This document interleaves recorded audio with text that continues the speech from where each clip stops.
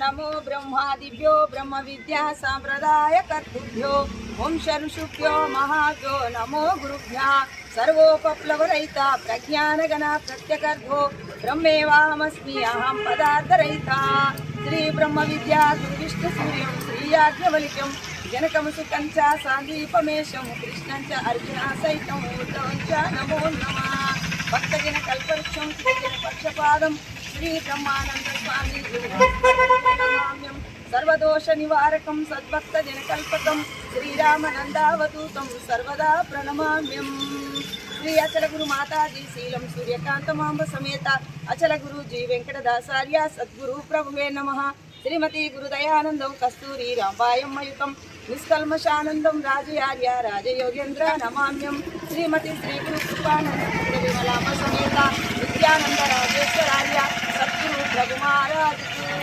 अस्मद्गुरु संहारंभं कृष्ण सांदीप मध्यमां श्री महा विष्णु पर्यंतं वंदे गुरुं परंपरं నేను జిహెచ్ఎంసీలో పనిచేస్తున్నాను. ఆయన చేస్తుంటే బుచ్చన్న సార్ అని Appireddy sir chairman Appireddy sir వాళ్ళు ఈటీ మన మైక్ ఛానల్ వారు హోప్ స్టార్ అది తీసుకొని నా దగ్గరకు వచ్చి నేను ఎన్నో ఉన్నది గురుభక్తి నాకు చాలా రోజుల నుంచి 35 ఏళ్ల నుంచి. కానీ అప్పుడు నేను పోతే పుణ్యం నాడే గురు పూజ లేకపోతే లేదు భజన చేసిన ఒక 30 సంవత్సరాల నుంచి గుట్టలు కొండలని తిరిగి కానీ గుర్తింపు రాలేదు.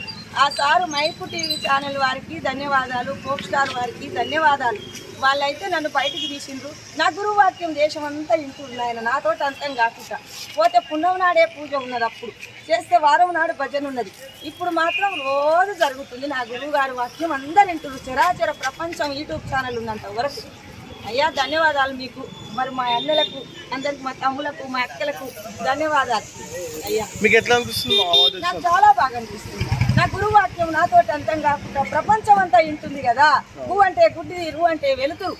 ఆ గుడ్డి చీకట్లో ఉన్నటువంటి వాళ్ళని గురువు గారి వాక్యంతో వెలుతురులకు తెచ్చి ఓహో నారాయణమే పోయింది, మేమెందుకు చూడకూడదు, మేమెందుకు తినకూడదు, మేమెందుకు గురువు గారిని చేరకూడదు, గురువచన చేయొద్దా, మేము కూడా గురు పూజ అని లోకమంతా అనుకుంటున్నారు. నాకు తెలంగాణ ఫోన్లు ఆయన పొద్దుదాకా ఫోన్లు, నాకు రెస్ట్ ఉండలేదు. పని చేస్తున్నా, పని చేసినప్పుడు చేయొద్దు నాయన నేనే కట్ చేస్తున్నా.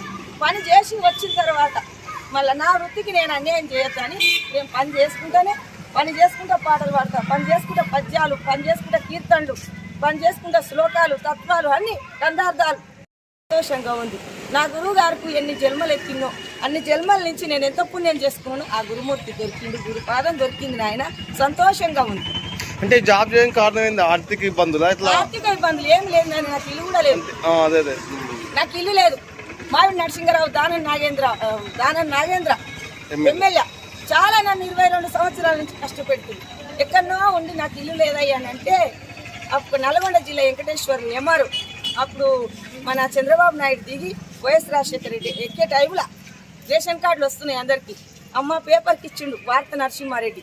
అమ్మ ఏంది నీ పేపర్ ఇది అని జిహెచ్ఎంసీలో చేస్తుంటే ఏందమ్మా అంటే నాకు ఇల్లు లేదు నాయన అన్న. అంటే వార్త నరసింహారెడ్డి పోలీస్ స్టేషన్కి వచ్చి నా ఫోటో దించుకొని అప్పుడే వార్త పేపర్లు వేసింది. అప్పుడు అమీర్పేట జూన్ ఉండే, ఇవన్నీ లేవు. గుట్టలు కొండలు బిల్డింగ్ లేవు, ఏమి లేదు, రోడ్డు లేదు, నీళ్ళు లేవు, కరెంటు లేదు. ఒక్క పీస్ తోటి అర్థం పెట్టుకొని అప్పుడున్నాం. ఆ టైంలో నాకు వాళ్ళు ఇచ్చిపోతే RTO Lakshmi madam, వెంకటేశ్వర్లో MRO, VRO Anil sir ఉండే, అశోక్ సార్ వాళ్ళు వచ్చి కాగితం నీకు ఇది బిడ్డ, నీ కొడుకుకి ఇది, నీకు భక్తిపూర్వకంగా ఉన్నావు, నీకు ఎప్పుడు భజన కాబట్టి నీ కొడుకు నీ కోడలకు డిస్టర్బ్ కావద్దు అని నాకు నా కొడుకుకి ఇచ్చిపోతే అది 22 ఏళ్ళ నుంచి నాకు అన్యాయం చేసి కూలగొడుతుంది. ఇప్పుడు రిజిస్ట్రేషన్ చేసిన అన్ని చేసినా కానీ మొన్న ఇట్లా నూకేసిపోతే నా శరీరం వైద్య సంవత్సరం నాకు చాలా ఇబ్బంది పెట్టింది. అసలు రేషన్ కార్డు లేకపోతే కట్ చేసింది. ఇప్పుడు బీసీ బంద్ అని వచ్చింది. బీసీ బంద్ వస్తే నాకు రేషన్ కార్డు లేదు, రాలేదు. నా బిడ్డకు వస్తే ఇంట్లో పెట్టుకుని కానీ ఇవ్వలేదు. ఇంత ఇబ్బంది పెట్టుకుని ఎట్లా ఆర్థిక పరిస్థితి ఎట్లా ఏం చేస్తున్నావు? నా పిల్ల లాగం అవుతుంది. నా కొడుకు రోడ్డు మీద పడ్డాడు, నన్ను రోడ్డు మీద వేసింది. ఇప్పుడు చాలా అన్యాయం చేసింది సార్ నాకు. ఇది గవర్నమెంట్ తరపు నుంచి, మీ ఛానల్ తరపు నుంచి నాకు న్యాయం జరగాలి. మరి అందరికీ మిమ్మల్ని అంటే కొత్త ప్రభుత్వాన్ని ఏం కోరుకుంటుంది? కొత్త ప్రభుత్వం వచ్చింది కదా, నా యొక్క ఆర్థిక పరిస్థితి బాగా కావాలని, నాకు రేషన్ కార్డు రావాలి, గవర్నమెంట్కి వెళ్ళి నాకు అన్ని హక్కులు రావాలని కోరుకుంటున్నాను. ఆయన నాకు ఆశ్రయం కావాలి. మెయిన్ నాకు భక్తులు చాలా మంది వస్తున్నారు. ఆంజనేయుల గుళ్ళ, వినాయకుని గుళ్ళే వండ పెడుతున్నా, అన్నం పెడుతున్నా, తాను భుక్తాదులు అవుతున్నాయి కానీ పండుకుంటానికి చోట్లేదు. నా బిడ్డ ఇంట్లో 4 వంటలు ఎక్కువ వండరు. ఆంజనేయుల గుడిని మా ఇంటి దగ్గర బాలరెడ్డి నగర్లో ఆంజనేయుల గుడిలో వండబెడుతుంది చలికి. అయ్యా నా పరిస్థితి అది. నా పరిస్థితి ఎవరు సాల్వ్ చేస్తే వాళ్ళు ధన్యులు. ఓకే. నా పేరు Dandu Laxman, MGS state general secretary. ఈరోజు ఈ స్లమ్ ఏరియాలో జాతీయ అవార్డు నారాయణమ్మకు దక్కినందుకు చాలా సంతోషపడుతున్నాము. మేము అక్కగారు డ్రామా కూడా ఆడినాము, భూదేవి పాట వేసినది. మళ్ళా ఈరోజు ఈ డ్రామా వల్లను అక్క తెలిసింది డ్రామా వల్లను అక్క గుర్తింపైంది. అక్కకు గుర్తింపుగాను వేరే విధంగాను వాళ్ళ గురువు ద్వారాను జాతీయ స్థాయిలో అవార్డు సాధించినందుకు 18 బస్తీలో మేము మా సంఘం తరఫున మా కళాకారుల తరఫున చాలా సంతోషపడుతున్నాము. ఇట్లా ఇదే విధంగా అంటే ఒక స్లమ్ ఏరియాలో మామూలుగా ఎవరు రాని సిచ్యువేషన్లో ఏ మినిస్టరు ఏ ఎమ్మెల్యే ఎవరు రాని సిచ్యువేషన్లో ఒక స్లమ్ ఏరియాలో ఒక అమ్మాయికి నారాయణమ్మకి జాతీయ అవార్డు దక్కిందనంటే మేము చాలా సంతోషపడుతున్నాము.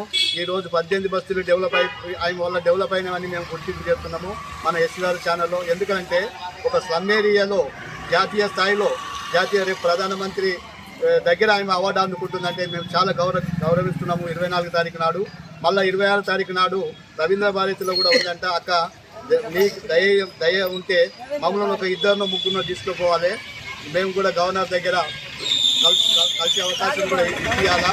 మాకు చాలా సంతోషంగా ఉంది. మా తరఫున కాంగ్రెస్ తరఫున అందరి భక్తుల తరఫున ఇవాళ మాకు జన్మ ధన్యమైందని చెప్పి మేము అందరికీ మీడియా ద్వారా విన్నవించడం జరిగింది. ఇప్పటి నుంచి స్లమ్ ఏరియా కాదు, నారాయణమ్మ ఏరియా ఎక్కడుంటే అక్కడ డెవలప్ కావాలని చెప్పి మేము మీడియా ద్వారా విన్నవించడం జరుగుతుంది.